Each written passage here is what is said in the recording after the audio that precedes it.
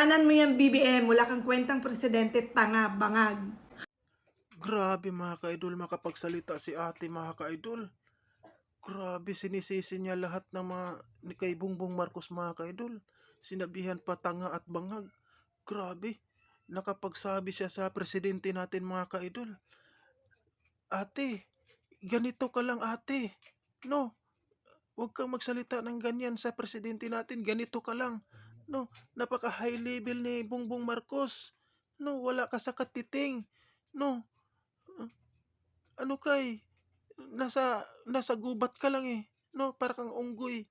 Unggoy ka lang eh. Si Bongbong Marcos napaka high level. Sinabihan mo nung tanga banga, grabe naman. Ito mga DDL supporters mga kaidol, mga mangmang talaga, mga bubo, mangmang bubo, bulag, bulag sa katotohanan, walang mga utak, utak dilis talaga itong mga DDL supporters mga kaidol. Grabe nakapagsalita siya sa presidente natin mga kaidol. Ito nasa ibang bansa to mga kaidol, kawawa talaga tong mga DDL supporters nasa ibang bansa mga kaidol. Kawawa, umiiyak talaga to, humihingi ng tulong sa gobyerno. Tandaan nyo yan.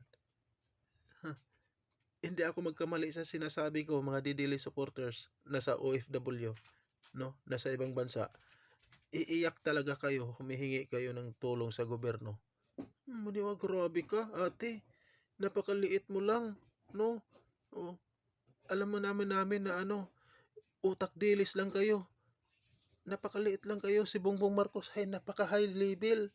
No, kahit ako mismo, hindi ako makapagsalita sa presidente natin. Mga ganyang sinasabi.